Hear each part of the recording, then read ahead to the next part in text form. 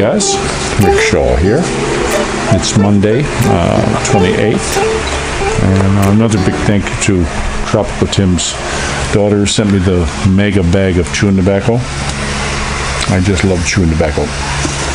But I wanted to tell you something that had just happened to us this morning, and something you should be aware of if you have children here and going to the schools. We went to enroll them in the school up here. Still looking for a private, but we want to get them started in the public just to get it rolling, just to get them, because the school's going to be starting soon, and I want to get the kids rolling. So we went down there, and they have requirements you have to bring, and one of the requirements is you have to have their graduation from last year's. So if they say first grade to go into second, you got to have this paper that says they graduated first grade, their grades, and all this kind of stuff. Well, come to find out, now we have to run all the way back to the private school where our kids were, both of them, because the principal and the teacher didn't sign this form that we have. I mean, everything here is dotting the I's and crosses the T's. There's nothing like, this is going to be another day of, I call it rigmarole that we have to go through. So if you got any paperwork from the school, look them over when you're still at the school and they give them to you. Make sure everything's signed, checked off, make sure there's nothing missing, because it's invalid. It's a worthless piece of paper if it isn't signed here in the Philippines.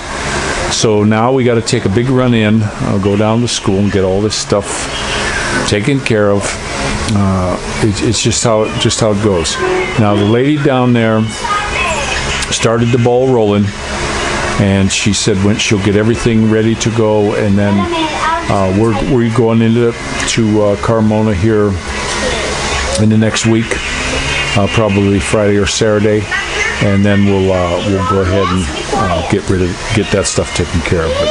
But watch all this stuff, guys. Not too loud. I'm making a video, okay? So make sure anything to do with the paperwork, I don't care what kind of paperwork you get from anybody, make sure it's all signed, that everything's filled out, because it becomes a worthless piece of paper. So you just have to know that. Now we had our nice little trip down to the market yesterday. A lot of folks liked that one. Wes, got your text on that. I'm sure Faye, I already talked to her. She definitely wants to cruise along, and then she can spend more time. When I go down to the market next time, I would rather she just goes and takes off and does her thing, and I'll go take off and do mine, and just sort of look around. I just want to look around and see what they got. Now, when we go to get something done, I have to have her take it in. I don't know how they're going to do me out here. It's a hit and miss on the skin tax thing where they charge me more. We don't know how it's going to be here. So we'll find out. I know when I was down in the market down in San Jose, they never hit me bad on skin tax. Everybody was very fair. Of course, my wife knows all the people down there, and they I stick out like a sore thumb, so everybody seems to know me. Down in where my wife lived for many years, people come up, oh, hi, how you doing? They know my name. They start talking to me, and I have no idea who they are. No idea at all. It's just because they know me through Mara Faye, who's the Maximus social butterfly. She knows everybody. But we did some big bike rides this morning. I'm making a late lunch for me. The kids just wanted the leftover spaghetti. I made some more spaghetti yesterday, and that's what they wanted. So that's what they had for lunch. It was pretty good. This time I was out of ground meat, but I had some ground pork, so I made that, and they scarfed it up. All of them had 3 plates full. I always give them. I don't like to give them a big amount because I don't want scraps left on the plate. And they went back and started getting their own. The first one I put on there, the second one they grabbed, and then the third one. And they cleaned their plates. They really like their spaghetti. But I do put a whole kilo. I actually put a kilo of ground pork in there, and I had a quarter of a kilo of ground beef. So I cooked that up in the pan. And these kids, it's funny, we went down to S&R and got this big bottle of their brand, their Kirkland, of the crushed red peppers. Real beautiful color in it, and I use that a lot. I like it on pizza and all that. But if I make spaghetti and I don't put that in, they may one plate of spaghetti and not even want to finish it. But if I dump them crushed red peppers on top of that spaghetti while I'm cooking the sauce, they suck it up. And Faye was always, don't make it too hot for them. No, I'm gonna make it the way I like it from now on. And it's not too spicy or anything like that. But the kids, if I make it spicy, they eat it. If I don't make it spicy, they don't touch it. One time I had a plate that was just mine. I went ahead and dumped a whole bunch of those peppers on there, plus some cayenne that I had. I had some jerky red hot still, and I covered that over, and my daughter came in and grabbed the wrong plate and started eating it. And I said, sweetie, that was mine. She goes, oh. And she was going like that, but wouldn't stop eating it. So I just let her have that plate and got another one. But the kids like the hot stuff. My kids do anyway. And I'm not one for making it. I worked in a restaurant and I would kind of like a little bit of everything. Worked in the kitchen. And I made some spaghetti there. And it was like a spaghetti night. And I made it kind of spicy. And they sold it like crazy. And then the chick who was running the place said, oh, no, don't make it spicy. They won't like it. I said, look, everybody's eating. Everybody is coming up and telling you at the register how good it was. No, we're not going to make it spicy. So the owner listened to her because she was the manager. And spaghetti night was a failure. Just because you're an older person doesn't mean you don't like spicy. And I spiced it with cayenne so it doesn't burn on the way out. And they wouldn't put any kind of those sauces out on the table because they said it was too expensive. And then their spaghetti night, it was a Thursday night, was a failure.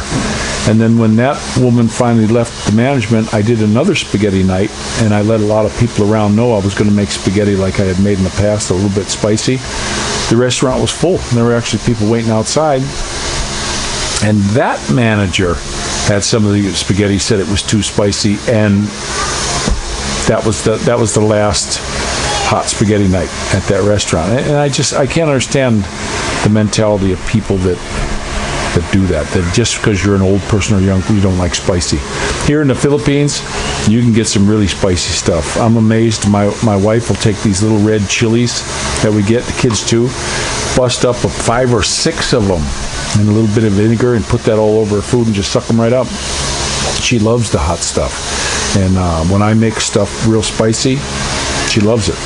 Now, I did get some peppers here one time, and I got a real spicy one. I put a whole one in the spaghetti sauce, and it was so hot, we actually had to take the spaghetti out, the sauce, put it in little like Tupperware containers, and I threw it in the freezer. And then when I made spaghetti the next time, I used that as the spice because it was too hot.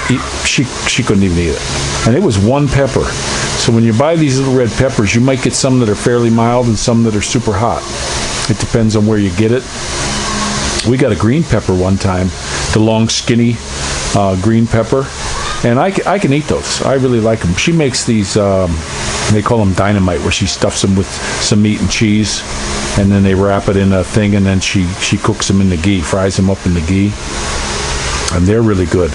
I got one of those one time, and I cut it open, and I was just putting it on a sandwich. I had some really good rice bread, and I buttered it up really good, and I sliced it up skinny, like spaghetti, laid that on the sandwich, put some onions on there, and I took a bite of that. I was so fast I was peeling them things out of there. It was like a super hot one. So you can get hot ones. But when we were at that new market that we're going to start shopping at, I was really impressed with how nice the vegetables were and how clean it was compared to the Lipa market. I've been through the Lipa market. You do have to shop around in there.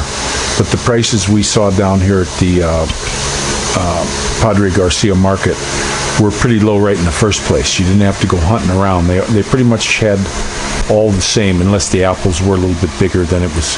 Why? Because an apple's bigger, should it be more per kilo? I don't understand that. You're going to get more by weight anyway. Maybe because it takes up more space in the truck, I guess. But we saw a lot of nice fresh stuff. Now the wet market part, I don't know if I'll use that. I like to get the meat down at. I like to every month. I like to buy at least 1 or 2 cow tongues down at S&R. Only place I can find them. Love those things. And then we pretty much get our meat from S&M. I don't. The wet markets, I don't really like to go to them too often. The way they handle the food. It's one of the reasons I think why Filipinos just cook the living crap out of everything. If you get something in the Filipino, it's well done, for sure. But right now I got to go check my steak. I'm broiling a T-bone right now. Kids and I are going to split that. And beautiful day. I do have a fan going in here, but it's pretty busy outside. It's open a little bit. Yeah, that's how you run a broiler. Thank you. Thank you for that. My wife kept wanting to close the oven door, and if you close the oven door on a broiler, it becomes an oven. They don't seem to get that. You have to leave it open. But this one has an electric broiler, which is kind of neat, because when it's the gas one, it pops and fizzles and all kinds of stuff. It starts burning up on the top. So I really like the idea that it had an electric broiler. Now this electric broiler, there's no adjustment on any kind of temperature thing. It's on or off, period. It's full tilt or nothing, which is fine. So I'm gonna go check my steak. I kind of like mine rare. So I meant to do that when it... This is for Sean. Bye-bye. What else? Don't forget to pray for each other. Don't forget to pray for each other. This is for Sean. Bye-bye. My beautiful little sweetie. But yeah, I meant to do that for Tim, and then my brain went into automatic mode, and I threw it in the frying pan. So next time, Tim, we'll do it in the broiler. So, but one thing I like to do when I use the broiler too is as soon as it's done and it cools off, clean it. I never like to broil and then broil and then broil and broil, and then you got a huge cleaning job. So what I usually do is I get a light scratch pad with some cleaner on it.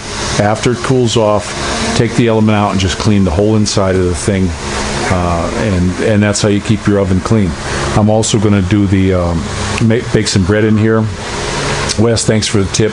The reason sometimes why I can't find things in the stores is because the packaging is so different than when I was in the States. When I found the flour, after years of looking for flour, I actually went up with a friend and they said, "Oh no, it's right over there." And we went over. It's in a box. It's in a small box. It's not like a 5-pound thing. And also, Wes took a picture of the yeast in a box from SM, and it's in a box. I'm used to getting yeast in the refrigerator section, and the powdered yeast is in little tiny packs. This is in like a monstrous pack. So it's just when you're looking for things here in the Philippines in the stores, don't think that the packaging is going to be the same. It's just totally different. It's like the milk.